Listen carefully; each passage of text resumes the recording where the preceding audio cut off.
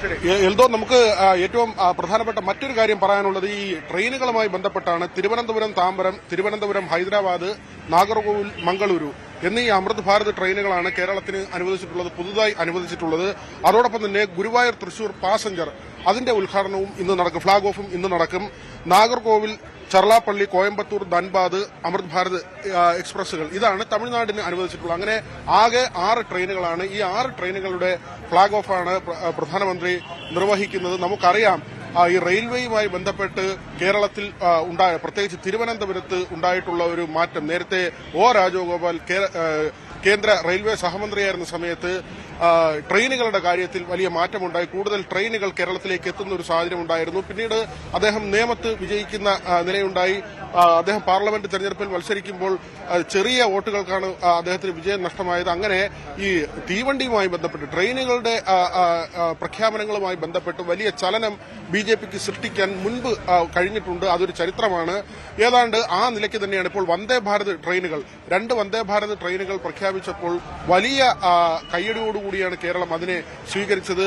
ബിജെപിക്ക് വലിയ മേൽക്കൈ ഉണ്ടാക്കി കൊടുത്തു. സുരേഷ് ഗോപിയൊക്കെ തൃശൂർ ജയിക്കുന്നതിന് തൊട്ടുമുൻപ് ഈ വന്ദേ ഭാരതിന്റെയൊക്കെ കടന്നുവരവ് വലിയ മെച്ചമുണ്ടാക്കിയിരുന്നു ബിജെപിക്ക്. ഇപ്പോൾ വന്ദേ ഭാരത് സ്ലീപ്പർ വരുമ്പോൾ അതിലും കേരളത്തിന് പ്രത്യേക പരിഗണനയുണ്ട്. പുതിയ ട്രെയിനുകളും കേരളത്തിലേക്ക് എത്തുകയാണ്. അങ്ങനെ ട്രെയിനുകളുടെ ഫ്ളാഗ് ഓഫ് അത് വളരെ പ്രധാനപ്പെട്ട ഒരു കാര്യമായി കാണണം. മറ്റൊന്ന്, നമ്മൾ പറഞ്ഞതുപോലെ തന്നെ 45 ദിവസത്തിനുള്ളിൽ പ്രധാനമന്ത്രി തലസ്ഥാനത്ത് എത്തുമെന്ന ഒരു പ്രഖ്യാപനമാണ് ബിജെപി നടത്തിയിരുന്നത്. പക്ഷേ 1 മാസം തികയുന്നതിന് മുൻപ് തന്നെ പ്രധാനമന്ത്രി തിരുവനന്തപുരത്തേക്ക് വരികയാണ്. നേരത്തെ അമിത്ഷാ ഇവിടേക്ക് വന്നിരുന്നു. മാത്രമല്ല ബിജെപി സംബന്ധിച്ച് രാഷ്ട്രീയമായ ചില നിർണായക നീക്കങ്ങൾ നടക്കുന്ന സമയം കൂടിയാണ്. കഴിഞ്ഞ ദിവസമാണ് 2020 എൻഡിഎയുമായി ചേർന്ന് സഹകരിക്കാൻ പ്രവർത്തിക്കാൻ തീരുമാനിച്ചത്. അങ്ങനെ സാബു ജേക്കബിനെ 2020 എൻഡിഎയിലേക്ക് കൊണ്ടുവരാൻ കഴിഞ്ഞു എന്ന ഒരു സുപ്രധാനമായ രാഷ്ട്രീയ നീക്കം കൂടി നടന്ന ഒരു സമയത്താണ് പ്രധാനമന്ത്രി കേരളത്തിലേക്ക് എത്തുന്നത്. ഏതായിരുന്നാലും ബിജെപിയെ സംബന്ധിച്ച് അടുത്ത അസംബ്ലി തെരഞ്ഞെടുപ്പിലേക്ക് കാര്യങ്ങൾ കൊണ്ടുപോകുന്നതിന് തൊട്ട് മുൻപുള്ള ഒരു നീക്കമായി തന്നെ നമ്മൾ ഇതിനെ കാണണം. നമ്മളിപ്പോൾ കാണുന്നത് ഈ പ്രധാന വേദിയിലേക്കുള്ള 2 വേദികളാണുള്ളത്. ഈ വേദികളിലേക്കുള്ള കവാടമാണ്. ഇവിടേക്ക് ബിജെപി പ്രവർത്തകരൊക്കെ എത്തിത്തുടങ്ങിയിട്ടുണ്ട്. ഇനി പ്രധാനപ്പെട്ട നേതാക്കളെല്ലാം തന്നെ ഇവിടേക്ക് അല്പസമയത്തിനുള്ളിൽ എത്തും. ഏതായിരുന്നാലും ഈ പരിപാടി വലിയൊരു വിജയമാക്കി മാറ്റാനുള്ള എല്ലാ ഒരുക്കങ്ങളും ബിജെപി ചെയ്തു കഴിഞ്ഞിട്ടുണ്ട്. എന്തോ വിനോദ്, ഇതിൽ മറ്റൊരു പ്രധാനപ്പെട്ട കാര്യം, തെരഞ്ഞെടുപ്പ് അടുത്ത് നിൽക്കെ അതിന്റെ ഒരു സ്റ്റാർട്ടിംഗ് ഒരു പോയിന്റ് എന്നുകൂടി ഈ പ്രധാനമന്ത്രിയുടെ സന്ദർശനത്തെ വിശേഷിപ്പിക്കണമല്ലോ. കേരളത്തിന്റെ വികസനം, അതിൽ കൃത്യമായിട്ടുള്ള ഒരു ആലോചന ഞങ്ങൾ കേന്ദ്ര സർക്കാരിനുമുണ്ട് എന്നുള്ള ഒരു സന്ദേശം നൽകുക എന്നുള്ള ഒരു ലക്ഷ്യം കൂടി ഇതിനില്ലേ? കാരണം ഒരേ വേദിയിൽ തൊട്ടപ്പുറത്തും ഇപ്പുറത്തും റെയിൽവേയുടെ പരിപാടി, ഒപ്പം തന്നെ ബിജെപിയുടെ പരിപാടി. അപ്പോൾ ഇതെല്ലാം കൂടെ ചേർത്ത് വായിക്കുമ്പോൾ ഒരു രാഷ്ട്രീയ സന്ദേശം കൂടി ഇല്ലേ പ്രധാനമന്ത്രിയുടെ ഇന്നത്തെ സന്ദർശനത്തിൽ?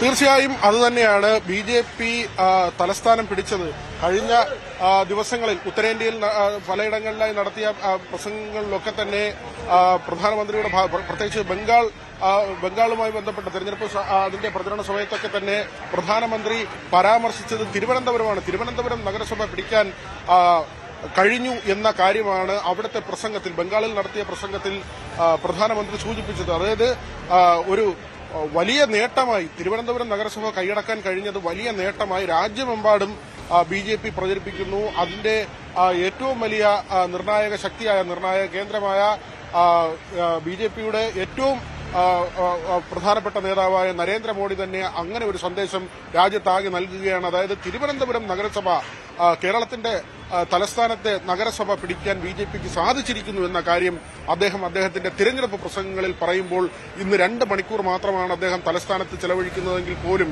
വലിയ പ്രഖ്യാപനങ്ങൾ ഉണ്ടാകും എന്ന് തന്നെയാണ് നമ്മൾ മനസ്സിലാക്കുന്നത്. 10 മണിക്കാണ് അദ്ദേഹം തിരുവനന്തപുരത്ത് ടെക്നിക്കൽ ഏരിയയിലെത്തുന്നത്, വിമാനത്താവളത്തിലെ ടെക്നിക്കൽ ഏരിയയിലെത്തുന്നത്. തുടർന്ന് വലിയ റോഡ് ഷോ ബിജെപി പ്ലാൻ ചെയ്തിട്ടുണ്ട്.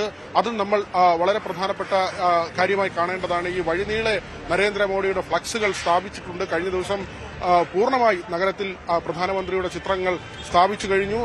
അദ്ദേഹം ആ പാതയിലൂടെ ജനങ്ങളെ അഭിസംബോധന ചെയ്തുകൊണ്ടായിരിക്കും ഈ പരിപാടി നടക്കുന്ന വേദികളിലേക്ക് എത്തുന്നത്. 2 വേദികളാണ്. ഉത്തരക്കണ്ടത്ത് തന്നെയാണ് ഈ വേദികൾ ഒരുക്കിയിട്ടുള്ളത്. എൽദോ പറഞ്ഞതുപോലെ നമുക്കൊരുപക്ഷെ വലിയ പദ്ധതികളുടെ പ്രഖ്യാപനം അത് തിരുവനന്തപുരത്തെ മാത്രം ബാധിക്കുന്നതാ അല്ലെങ്കിൽ തിരുവനന്തപുരത്തിന് മാത്രം നേട്ടമുണ്ടാകുന്ന മാത്രമായിരിക്കില്ല. ഒരുപക്ഷെ കേരളത്തിന് ആകമാനം ഗുണകരമാകുന്ന തരത്തിലുള്ള അതിവേഗ റെയിൽപാതയോ അല്ലെങ്കിൽ ആ തരത്തിലുള്ള ഈ ടെക്നോ പാർക്കുമായി ബന്ധപ്പെട്ട IT രംഗവുമായി ബന്ധപ്പെട്ട കാര്യങ്ങൾ, വിഴിഞ്ഞം തുറമുഖവുമായി ബന്ധപ്പെട്ടുള്ള കാര്യങ്ങൾ, ഇതെല്ലാം തന്നെ നമ്മൾ ശ്രദ്ധയോടെ കാത്തിരിക്കുന്നു. പ്രധാനമന്ത്രി എന്താണ് പ്രഖ്യാപിക്കാൻ പോകുന്നതെന്നത് മാത്രമല്ല, തിരുവനന്തപുരം നഗരത്തിൽ എന്ത് മാറ്റമാണ് ഇനി കൂടുതലായി കൊണ്ടുവരാൻ പോകുന്നത്. കാരണം ഈ ഓപ്പറേഷൻ അനന്തയൊക്കെ വന്നെങ്കിൽ തന്നെയും ഇപ്പോഴും വെള്ളക്കെട്ടിനൊക്കെ അങ്ങനെ ഒരു പരിഹാരമായിട്ടില്ല. തെരുവുനായ ശല്യം നമ്മൾ കഴിഞ്ഞ ദിവസങ്ങളിലൊക്കെ തന്നെയും റിപ്പോർട്ട് ചെയ്തതാണ്. പലയിടങ്ങളിലായി ഈ നായശല്യം അതിരൂക്ഷമാണ്. അവിടെ ഇതിനെ ഷെൽട്ടറിലേക്ക് മാറ്റുക എന്നൊരു കാര്യമുണ്ട്. അതിനുള്ള പ്രാരംഭ പ്രവർത്തനങ്ങൾ നഗരസഭ ആരംഭിച്ചിട്ടുണ്ട്. തെരുവ് വിളക്കുകളുടെ കാര്യത്തിൽ നഗരസഭയ്ക്ക് ചെയ്യേണ്ട കാര്യങ്ങളുണ്ട്. മാത്രമല്ല, മേയർ VV രാജേഷ് പലപ്പോഴായി പറയുന്നത് ഒരുപക്ഷെ തീരദേശത്തുള്ള ഒരു വാർഡിന്റെ പ്രശ്നമായിരിക്കില്ല നഗരഹൃദയത്തിലുള്ള ഒരു വാർഡിനുള്ളത്. അതുകൊണ്ട് ഓരോ വാർഡുകൾക്കും എന്താണ് വേണ്ടത് എന്നത് തിരിച്ചറിഞ്ഞുകൊണ്ടുള്ള പ്രവർത്തന രീതിയിലേക്ക് പോകുമെന്ന് പറഞ്ഞിരുന്നു. അതുകൊണ്ട് തന്നെ തിരുവനന്തപുരം നഗരത്തിന് ഇപ്പോൾ സൂറത്ത് മാതൃകയിലുള്ള മാലിന്യ സംസ്കരണം, ആ തരത്തിലുള്ള കാര്യങ്ങളൊക്കെ തന്നെ നേരത്തെ വന്നിട്ടുണ്ട്. ആ കാര്യങ്ങളൊക്കെ തന്നെ എങ്ങനെ നടപ്പാക്കും? വിളപ്പിൽശാല നേരത്തെ പൂട്ടിപ്പോയെന്ന് നമുക്കറിയാം. നഗരത്തിൽ വലിയ തോതിൽ മാലിന്യ സംസ്കരണം നടന്നുകൊണ്ടിരുന്ന ഒരു പ്രദേശമാണ് വിളപ്പിൽശാല. അവിടെ വലിയ ജനകീയ പ്രക്ഷോഭങ്ങൾ ഉണ്ടായി. വിളപ്പിൽശാല പൂട്ടിപ്പോയി. പിന്നീട് ഇപ്പോൾ മുട്ടത്രയാണ് ഒരു പ്ലാന്റ് ഉള്ളത്. ചാലയ്ക്കുള്ളിൽ, തിരുവനന്തപുരത്തെ പ്രധാനപ്പെട്ട മാർക്കറ്റാണ് ചാല മാർക്കറ്റിനുള്ളിൽ ചെറിയൊരു പ്ലാന്റ് ഉണ്ട്. അങ്ങനെ അതൊക്കെ തന്നെ പൂർണ്ണമായ അർത്ഥത്തിൽ ഇവിടുത്തെ മാലിന്യ പ്രശ്നം പരിഹരിക്കുന്നതിൽ പര്യാപ്തമല്ല. അത്തരത്തിലുള്ള കാര്യങ്ങൾക്ക് ശാശ്വതമായ ഒരു പരിഹാരം കാണുക എന്നത് വളരെ പ്രധാനപ്പെട്ട കാര്യമാണ്. തിരുവനന്തപുരത്തെ ഗതാഗതം നമുക്കറിയാം. ഇവിടുത്തെ ഈ നഗരസഭയ്ക്ക് അനുവദിച്ച ബസ്സുകളുമായി ബന്ധപ്പെട്ട് KSRTC മന്ത്രിയും ഗതാഗത വകുപ്പ് മന്ത്രിയും അതോടൊപ്പം മേയറും തമ്മിൽ ചില ചർച്ചകൾ നടന്നിരുന്നു. അത് സംബന്ധിച്ചുള്ള ചില ആശയക്കുഴപ്പങ്ങൾ ഉണ്ടായിരുന്നു. പക്ഷേ അതൊക്കെ തന്നെ പരിഹരിച്ചെങ്കിലും ഇനി എങ്ങനെ നഗരത്തിലെ യാത്രാ സംവിധാനങ്ങൾ കൂടുതൽ സുഗമമാക്കാം എന്നത് സംബന്ധിച്ചുള്ള കാര്യങ്ങളുണ്ട്. അങ്ങനെ അടിസ്ഥാന പ്രശ്നങ്ങൾ നിരവധി നേരിടുന്ന ഒരു തലസ്ഥാന ജില്ലയാണ്, നഗരമാണ്. അതുകൊണ്ട് തന്നെ അതിനുള്ള പരിഹാരങ്ങൾ, മറ്റൊന്ന് ഈ മെട്രോ സിറ്റികളായി തൊട്ടടുത്ത പ്രദേശങ്ങളെ മാറ്റുക. അത് വലിയൊരു പ്ലാനാണ്.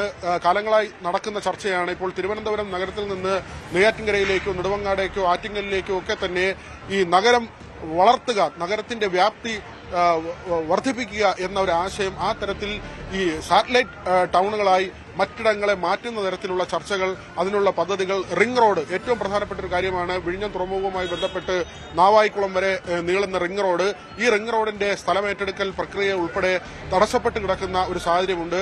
വിഴിഞ്ഞത്ത് ചരക്ക് നീക്കം റോഡ് മാർഗം നടക്കണമെങ്കിൽ ഈ റിംഗ് റോഡ് പൂർത്തിയാകേണ്ടതുണ്ട്. അതുകൊണ്ട് തന്നെ അത്തരം കാര്യങ്ങളിൽ കേന്ദ്ര സർക്കാരിന്റെ നിലപാടെന്താണ് തുടങ്ങി ഒട്ടനവധി വിഷയങ്ങളുണ്ട്. തിരുവനന്തപുരം നഗരവുമായി ബന്ധപ്പെട്ട്, കേരളവുമായി ബന്ധപ്പെട്ട് അതിൽ പ്രധാനമന്ത്രി നടത്താൻ പോകുന്ന പ്രഖ്യാപനമെന്ത്? മറ്റൊന്ന് എൽദോ പറഞ്ഞതുപോലെ തന്നെ ഇത് തിരഞ്ഞെടുപ്പിനുള്ള കാഹളമാണ്. അധികം ദിവസങ്ങളില്ല, വളരെ കുറച്ച് ദിവസങ്ങൾ മാത്രമേ ഉള്ളൂ അസംബ്ലി തെരഞ്ഞെടുപ്പിലേക്ക് പോകാൻ. BJP നിരവധി മണ്ഡലങ്ങളിൽ വിജയപ്രതീക്ഷ വെച്ചു പുലർത്തുന്നുണ്ട്. തിരുവനന്തപുരത്ത് തന്നെ ഏതാണ്ട് 3ഓളം മണ്ഡലങ്ങൾ അവർ ഉറച്ച വിശ്വാസത്തിലാണ്. നേമവും കഴക്കൂട്ടവും വട്ടിയൂർക്കാവും ഉൾപ്പെടെ പല മണ്ഡലങ്ങളിൽ അവർ സീറ്റ് വിജയം ഉറപ്പിച്ചു എന്ന നിലയ്ക്കാണ് അവരുടെ നേതാക്കളുടെ പ്രതികരണങ്ങൾ ഉണ്ടാകുന്നത്. അതുകൊണ്ട് തന്നെ മറ്റിടങ്ങളിലേക്ക് കൂടി, അതിപ്പോൾ നെയ്യാറ്റിൻകരയാകാം, പാറശാലയാകാം, ആറ്റിങ്ങലാകാം, അങ്ങനെ പല മണ്ഡലങ്ങളിലും അവർ വിജയപ്രതീക്ഷ വെച്ചു പുലർത്തുന്നു. അതുകൊണ്ട് തിരുവനന്തപുരത്തിന് പ്രത്യേകിച്ചുള്ള പ്രഖ്യാപനങ്ങൾ ഉണ്ടാകുമെന്ന് ഉറച്ചു വിശ്വസിക്കാം. എൽദോ. റൈറ്റ്, വിനോദ് തുടരുക. ഞാൻ സാരംഗിലേക്ക് കൂടി പോവുകയാണ്. സാരംഗ് അവിടെ പ്രവർത്തകരുടെ ആവേശം കൂടി കൂടുതൽ വാർത്തകൾക്ക് News 18 Keralam YouTube channel subscribe ചെയ്യുക.